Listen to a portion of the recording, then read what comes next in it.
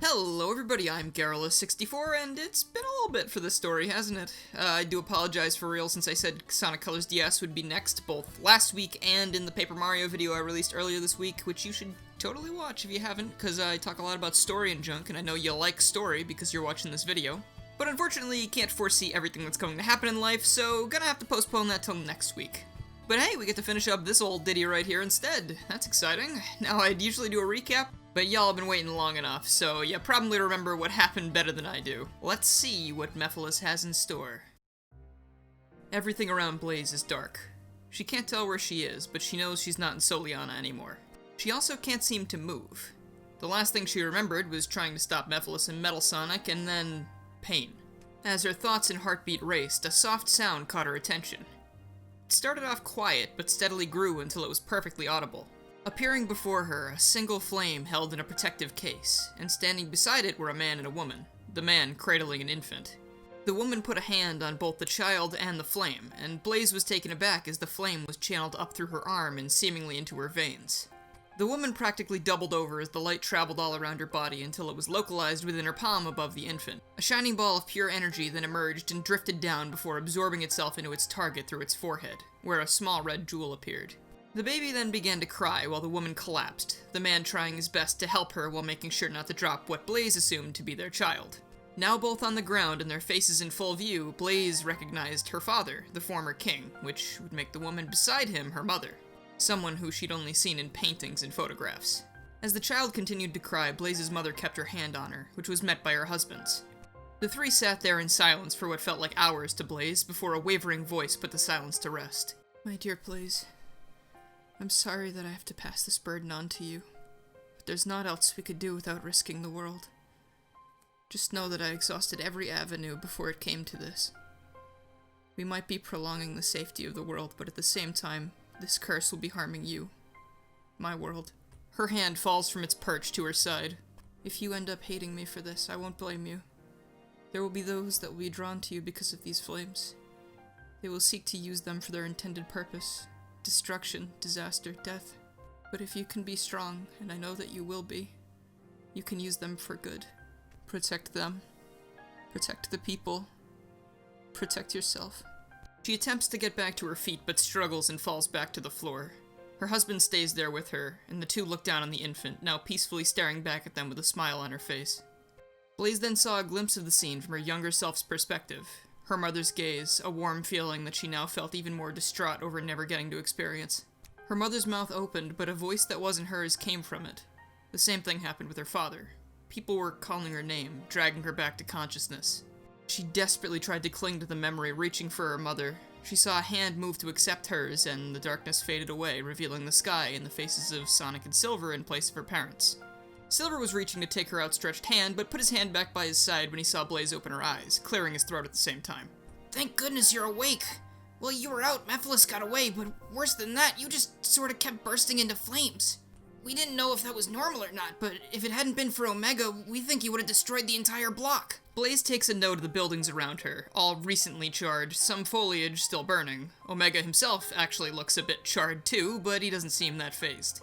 Some citizens of Soliana had amassed around the heroes, all of which were staring at Blaze with fear in their eyes. She wasn't sure if it was for her sake or because of what had happened. "And to think Rouge says I'm the hot-headed one." "Now isn't the time for jokes, Omega." "Oh, so Sonic is the only one allowed to joke in the face of impending disaster? Forgive me for thinking otherwise." Blaze, I don't know what just happened to you, but if you're alright, we need to get going. They've got Amy, and I don't think that Mephiles guy is playing around. We don't have a choice right now. We need to give them the emeralds. "I will be fine.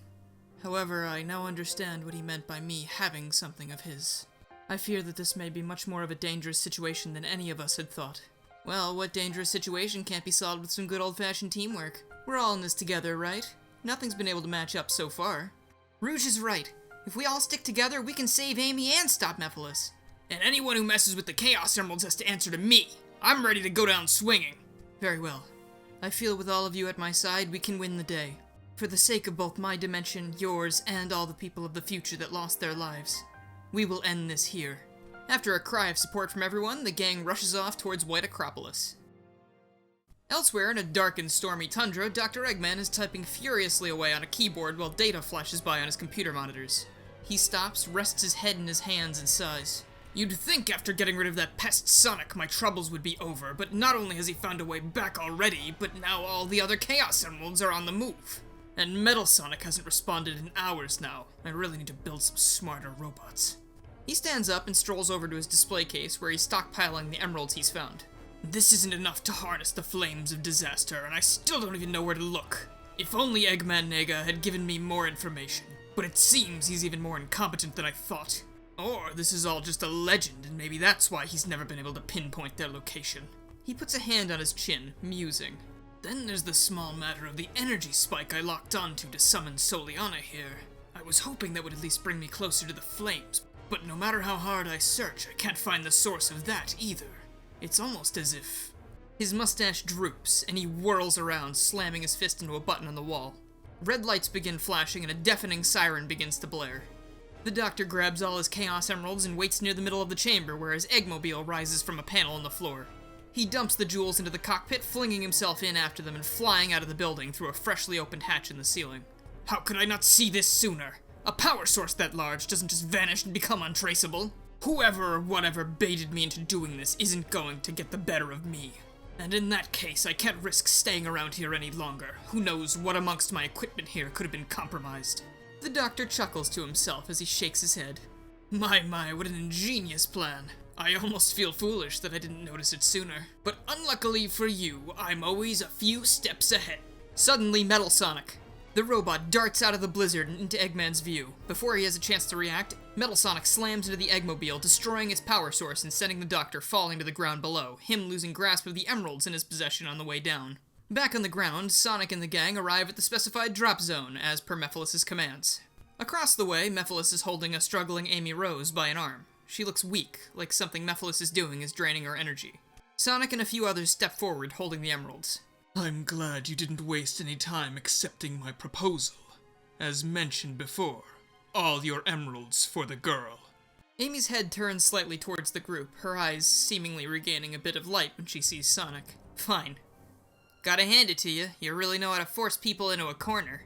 Sonic begins walking towards the evil creature, but Mephiles holds up a hand. No, take not one step closer. My herald will be here momentarily. He will collect your part of the bargain from you. Just then, the group becomes aware of a screaming sound from above. As it grows closer, Dr. Eggman slams into the ground and bounces a couple inches towards Sonic's party. He weakly looks up at them and grumbles something into the snow. At this point, I am starting to wonder if falling from the sky is just an endearing pastime in this dimension. Metal Sonic also floats down, his arms cradling Eggman's stash of Chaos Emeralds, as the wreckage of the Eggmobile crashes into a tower in the background. The robot, eyes still flooded with a purple glow, walks towards his old rival and outstretches his hands for the emeralds. Sonic scowls at the robot, but he doesn't respond in any way. One by one, the emeralds are collected from the heroes, neither them or Eggman able to do anything to stop it. Eggman sits up, staring down Metal Sonic. You've betrayed me for the last time. You're scrap metal, you hear me? Sensors indicate a lack in free will. Metal Sonic is being controlled. Further proof, anyone with functioning eyes can tell that purple is not his programmed eye color. Eggman looks up again as the bot turns around and begins walking towards Mephiles. When he's about halfway there, Sonic asks for Amy to be released, but Mephiles denies this until the emeralds are firmly on his side of the playing field. Otherwise, who's to say that you wouldn't speed over here and take them back? I'm simply honoring my part of the trade. He begins to laugh as Metal Sonic grows closer. His eyes close and he looks to the sky. It is almost time now. I can feel both of my halves yearning to be joined once more, and with the help of the Chaos Emeralds, I will once again be complete. He laughs a fiercer laugh than anyone had heard before, and then, to everyone's surprise, it is interrupted by a Pico hammer whack to the face. Amy drops out of Mephiles' grasp, seemingly having come around from whatever spell she'd been placed under. Quickly, she rushes back to the group, latching onto Sonic, who doesn't immediately push her off. Amy, that was unreal. It's a relief you're safe. Amy nods at Sonic and wobbles on her feet a bit, still somewhat drained and out of adrenaline from her escape moments ago. Tails and Knuckles support her as she walks to the back of the group. That's all well and good, but they still have the emeralds. Dr. Eggman stands up, brushing the snow off his coat. Not if I have anything to say about it. Metal Sonic, I don't know if you can hear me, but as your creator, I demand you return those emeralds to me immediately. It was wrong of me to believe that you betrayed me, but I know you're stronger than whatever that creature is. And I know that because I built you, of course. My greatest creation. Omega stirs uncomfortably in the background of that comment, Rouge holding him back from approaching the doctor. Metal Sonic stops mid-walk and turns back to the gang. He stares down his master, unmoving. I don't know of your past exploits, but I trust in these people that you're no mere pawn. Having disobeyed your creator in the past, is this really what you want for yourself? Metal, even though you're one of my most dangerous enemies, I still can't help but respect you. You're my equal in almost every way, so I know you have too much pride in there to let someone just control you like that, because I know I wouldn't. Come on, prove to me that you're my equal. Metal Sonic shivers. The sound of gears whirring can be heard in the otherwise quiet landscape. He takes one step towards the group, but Mephiles points a finger at him, causing him to spark and spasm. Metal Sonic continues towards Mephiles. You naive fools. Did you really think you could reach this automaton's heart with your sentiment? This is a pile of metal brought about by the machinations of a madman. He seeks to be controlled, and if you won't do it, Doctor, I will. Omega steps to the front of the group beside Dr. Eggman. That is where you are wrong, Demon. We machines might have been built as pawns, but one critical factor that you have overlooked is the growth even one like us can undergo given the right people are involved. And if our sentiment won't reach through the fog you've placed in his mind, perhaps bullets will. Omega grabs Dr. Eggman and puts him in a headlock. The robot's other arm transforms into a Gatling gun, and as it begins to power up, he points it directly at the struggling doctor, who begins screaming for help. Sonic and the others are caught off guard by this sudden act of extreme violence, but they begin to plead with Omega to stop what he's doing. There's a greater enemy at hand. I know this comes from a place of revenge, Omega, but you need to heed my words as someone who's been there. It doesn't end the way you think it will. Yeah, big guy, I'm all for getting rid of the doctor, but this isn't the way to do it. Your words mean nothing. This is the end for you, Doctor. Eggman is screaming his lungs out, smashing Omega's arms with his fists, trying to free himself, and suddenly, Omega is knocked off balance. He drops the doctor, and he falls onto his back. Metal Sonic stands above him, placing a foot on his chassis, arms spread in a protective stance before his master. His eyes are once again the piercing red that the gang had come to know and fear. Omega looks over the rest of the group from his position on the ground. For the record, I was not going to execute the doctor. I may want to see this snow run red with his spilled blood, but it was all a tactic to free Metal Sonic from Mephiles' control. Your pleas against my actions really helped sell the lie. Thank you. He then rests his head back down, unable to move under Metal Sonic's strength. Metal, you have my thanks. He places a hand on the bot's shoulder, and he stands down, looking back across the field at Mephiles. Things seem to be turning up well for the gang at this point, but that's when they realized that Metal had dropped the Chaos Emeralds when he rushed back to help Dr. Eggman. The Emeralds were now sitting at the halfway point between the heroes and the villain. Sonic, don't you think it's time you did your thing? Heh, you don't gotta tell me twice. Sonic dashes forwards, Blaze close behind him before anyone could tell her to stay back. No one was really sure if she was fully recovered yet. As the two near the Emeralds, a flash of purple places Mephiles directly at the center of all seven. Acting quickly, Sonic skids to a stop, but Blaze keeps going. Mephiles grins as much as someone without a mouth can and outstretches a palm towards the approaching cat. Just as planned. You're finally ready to play your part. Now, release that which you have kept from me for all these years! A spear of pure energy erupts from Mephiles' palm, striking Blaze directly through the stomach. She stops, eyes wide, the rest of the gang, even Dr. Eggman, looking on in total shock. Mephiles retracts his blade slightly, a fiery ball of energy smoldering at the end of it. Blaze stares it down as she's reduced to her knees before falling flat to the ground, but not before the red jewel on her forehead shatters. Sonic, seeing this happen, blasts forwards faster than anyone has ever seen him move before. Mephiles simply waves his hand towards the approaching Hedgehog, throwing him backwards, landing beside Blaze. The demon, with his hand still outstretched, motions for the ball of flames to approach him, which it does. The gang approaches the two downed heroes, helping Sonic up and not being sure of Blaze's fate. Before being able to determine it, however, Mephiles speaks up again. It is absolutely glorious to behold when a plan goes exactly as you envisioned. A feeling I'm sure you're not familiar with, Doctor. Eggman growls under his breath, staring at the sheer amount of power Mephiles now held. So it was you who fed me that information, not Nega. I should have known that bumbling buffoon wouldn't let a powerful secret such as the flames slip when he could have taken advantage of it himself. Please don't blame yourself for this, Doctor. Everyone here has played a part in my reawakening. The hero from the future, willing to get his hands dirty based on a whim. The pair of speedsters comprised of metal and flesh that never hesitate to make rash decisions. And the fiery princess that held a secret much greater than anything she could have ever fathomed. If even one of you hadn't been here, I may not have found myself in the position I am now. So on behalf of Iblis and myself, I humbly thank you for all allowing Solaris to live again. The Chaos Emeralds begin to spin around Mephiles. As they get faster, the ball of flames breaks apart to join the emeralds in their rotation before the fusion of gemstone and fire collides with the cackling Mephiles. This creates a white flash that engulfs everything. We're in the endgame now. One by one, the heroes and Dr. Eggman arise from unconsciousness and look around. The world is distorted, to say the least. Reality was warping so drastically that the very colors in the air and even on themselves seemed to bleed out of them and mesh with the landscapes around them. The two people who hadn't arisen were positioned some ways away, a kneeling Silver beside a still motionless Blaze. The party advances towards them, fearing the worst, as Silver looks up to meet their gaze, looking panicked. I don't understand what's wrong with her. There's no wound or anything. She's breathing, but even that seems like it's getting harder for her. Please, we need to help her. But how? Everyone seemed to be at a loss, most of them appearing to become more upset by the second.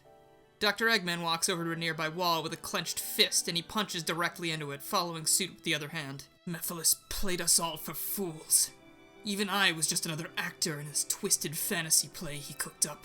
If I'd just seen through this sooner! You heard him. We all fell for it. There's no sense in beating yourself up about it when you could be using that 300 IQ you're always boasting about to help us figure this out. Omega walks over and places himself beside Blaze. He begins to check her vitals, something that Dr. Eggman didn't even remember programming him being able to do. She is currently unstable. Whatever Mephiles did more than just drain her power. She is cold, almost as if the fire has left her soul completely. She may be fine, or she may not. It is hard to tell when things such as mystical elements get involved. To everyone's surprise, Knuckles steps forward, holding a Chaos Emerald devoid of color. I may not be the brightest tool in the shed. You mean Bulb? Whatever, but the one thing I think I know better than any of you is how these things work. Being the Emerald's guardian, I have a special connection with them, and even in this drained state, I can tell they're still usable, as even the Master Emerald is still acknowledging them as functional. That being said, if Blaze shares even a slightly similar connection to the Soul Emeralds, maybe she can use them in the opposite way. Instead of the Guardian protecting the Emeralds, maybe the Emeralds could protect the Guardian. The gang is stunned at this level of help from Knuckles of all people, but hearing his proposal, they decided it was worth a shot. Blaze had 2 of the Soul Emeralds before Solaris reformed, and my gut is telling me that if the Chaos Emeralds were powerful enough to survive this reawakening, the Soul Emeralds should be around here too. At least I hope. Omega takes a moment to move Blaze, and beneath her the 2 Soul Emeralds she had collected rested. As he attempted to take them from her, her hand shot out and grabbed Omega's arm, instinctively trying to protect the jewels. The group watches as her hand tries to manifest a flame, but almost like a lighter without fuel, a few sparks form before fizzling out. She then collapses to the floor again, the rising of her chest barely noticeable at this point. The Soul Emeralds that Omega had grabbed are glowing brighter than ever before, almost looking as if they were protesting being taken away from their guardian. It might be best to leave those with her while some of us go out and try to find the rest. Well, who's best to search right now? Sonic? Alright, here's the play. Shadow, Silver, Knuckles, and Metal. Each of us are going to take a Chaos Emerald and use it to track down the remaining Soul Emeralds.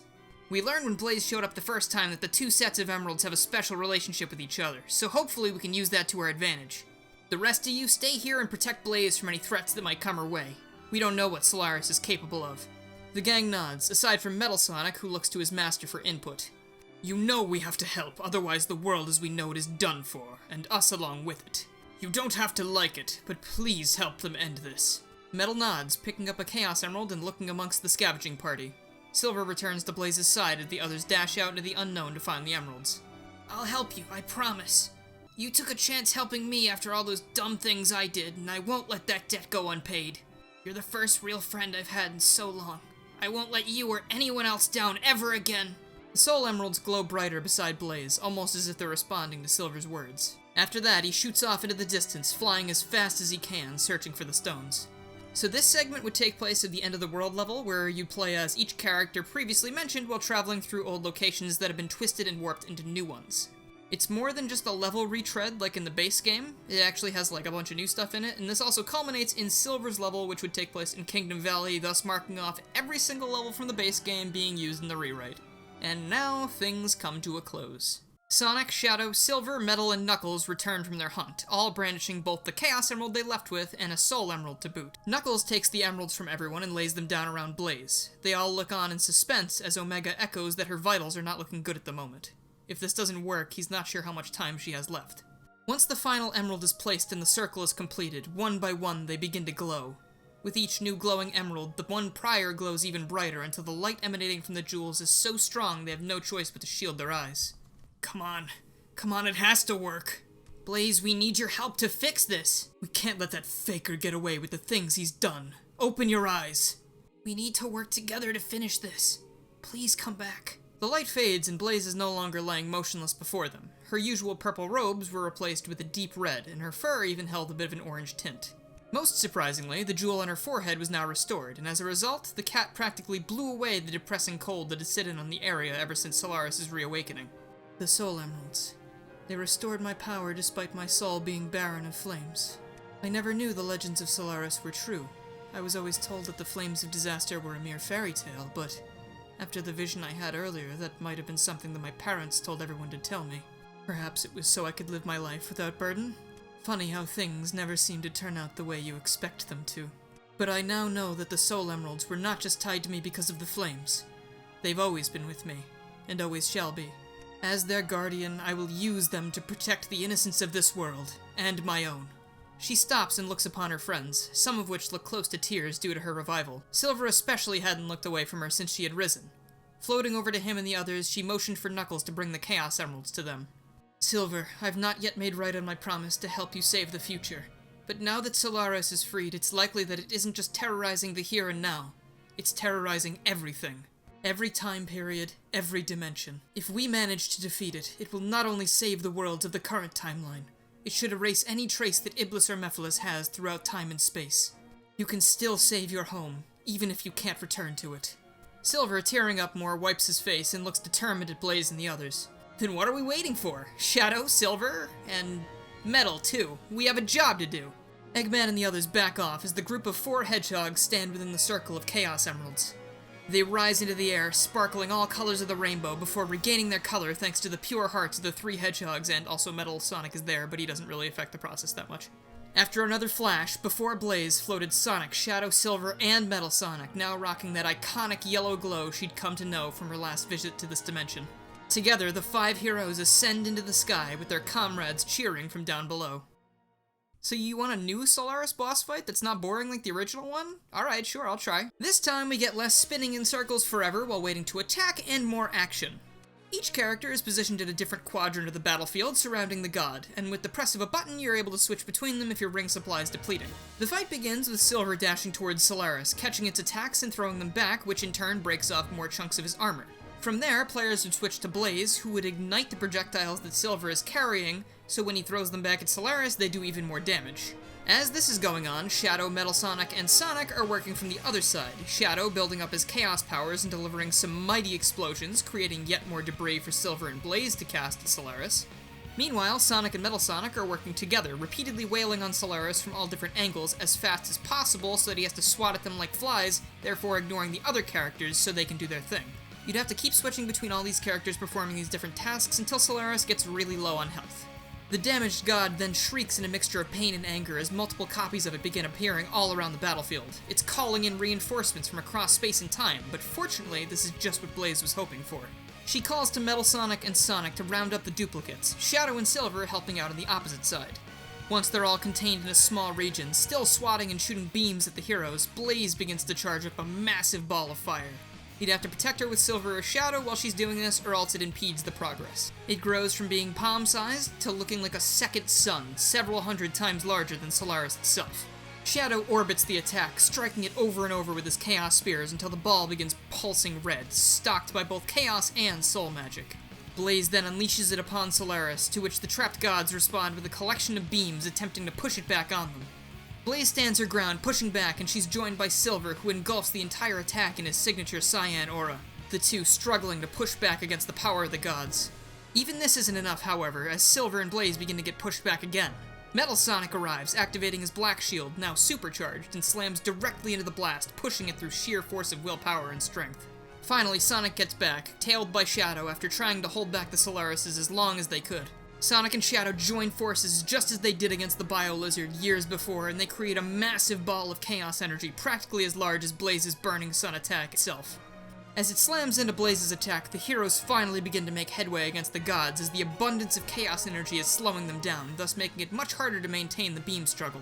Finally, with one last push from all of them, the heroes launch the ball of fire directly into the congregation of Solaris duplicate, and they watch as they emit screams of torment and anguish as they're slowly burned into nothingness, ending with the true Solaris holding on best it can until it too is blown away, both Iblis's roars and Mephiles' cries fading away amongst the carnage. And that is all they wrote. The characters pose for your ranking screen, and the ending plays out somewhat similarly to the base game, except we're not retconning anything because we're not lame. Everyone left on the ground cheers for their friends as the heroes return to the ground, even Eggman looking pleased that his creation had been one of the ones to help stop the world from ending. He makes sure to hide this, though, when Sonic looks his way. Now that we've taken care of Solaris, we must restore the world to its natural form. I don't believe I can help with this part. It all falls on you, Sonic. Sonic nods and calls Shadow, Silver, and Metal Sonic to his side, and together the Super Hedgehog squad performs a gigantic chaos control, sending everything back to normal. The entire gang, along with the Chaos and Soul Emeralds, are dropped into a grassy field. Sonic, Shadow, Blaze, Silver, and Metal have returned to their normal states. Sonic gives Metal a smile and a thumbs up. Metal shakes his head slowly and begins walking towards Dr. Eggman, helping him up, and the two begin to make a hasty retreat. You did well out there, Metal. Perhaps the next time I procure the emeralds, I should just give them to you. Sonic won't stand a chance. The Mad Doctor rubs his hands together, laughing maniacally. Metal Sonic looks back towards the group one last time before his jet engine kicks in and the two blast off. So that's it then? Solaris is donezo? Well, I don't feel its influence any longer. Looks like we did a pretty good job. Not bad for your first time using the emerald, Silver. Oh, well, thanks. That was amazing. The power was unbelievable. If I had that power back where I came from, maybe I could have stopped Iblis there in the first place. That matters not at this point. It all worked out in the end. Now all that's left to do is transport Soliana back to the Soul Dimension. Do you think you all have one last chaos control left in you? I think I got more than enough juice left. What do you say, Shadow? Please, I barely broke a sweat taking down Solaris. So you wouldn't be opposed to a little race back to Soliana then? Last one there owes the other a chili dog? You know I'm not fond of those disgusting things, but fine, you're on. Ah, come on, man. Just let me enjoy my thing. You don't gotta call it disgusting. The two hedgehogs take off, tearing through the field, leaving Blaze and Silver behind. Tails, Knuckles, Rouge, and Omega also following behind the two dueling hedgehogs. Blaze also begins walking after them, but notices that Silver isn't following. She turns around. Is something wrong? Are you feeling okay after all that? Yeah, it's just... I don't know if it's a good idea for me to head back to Soliana with everybody. After you're gone, I get the feeling I'm gonna be alone again, like everything that happened before I met you would make it so they don't really want me around. I know they said they put it all behind them, but sometimes even if you do that, you can't help but still think about those things when you see someone. I might never live it down. He sits down, looking up at the sky. I can't go home to see if they're all okay, and I don't think I can stay here. I feel guilty just looking at them right now. I feel like I don't belong anywhere anymore. Blaze stands before the troubled Silver, not blocking out the sun, but right beside it. She offers him a hand to help him up. I know not how to make you feel better about your home, but you can trust me when I say that Solaris is no more. They will rebuild and thrive once more. You need not worry about them anymore. And as for those here, they don't seem the type to hold grudges. After all, I was told the first time Shadow and Sonic met, Shadow was partially responsible for the near destruction of this planet as well, so you two have that in common. Honestly, Sonic and I butted heads as well. That Hedgehog just has a way of getting under people's skin and turning adversaries into friends. But if you're still hesitant to stay here, you could always come with me to the Soul Dimension. You could have a fresh start. Silver looks up at his friend, not having expected an invitation to her dimension at all. Thinking it over for a moment, he takes Blaze's hand and she lifts him back to his feet. Silver, getting up a little bit too fast, almost falls over again, but catches himself with his powers. Blaze laughs at his blunder. And don't take this the wrong way, but if you don't come with me, I'd be worried that you'd trip over your own feet and get hurt or something. Yeah, you're right. I'll need all the help I can get, and you're pretty good at helping. So yeah, I'll go with you. Thank you, Blaze. Think nothing of it. It's what friends are for. The two head back towards Soliana, and the screen fades to black. Credits roll. The credits would then contain little scenes of things like everyone saying goodbye to Silver and Blaze and the citizens Soliana as they're sent back to the Soul Dimension. We'd also see Shadow buying Sonic a chili dog because he lost the race, and Rouge and Omega reporting back to Gun on the incident. Everyone ends up going their separate ways, Shadow heading back to the gun base separately, and Sonic, Tails, Knuckles, and Amy flying off in the tornado from whence they came, most likely going to drop off Knuckles on Angel Island to restore the Master Emerald to its rightful place. We'd also get some moments of Silver and Blaze in the Soul Dimension, helping to restore the city to its former glory, and Blaze showing Silver a bunch of history books so he can catch up on things he might not know about the dimension.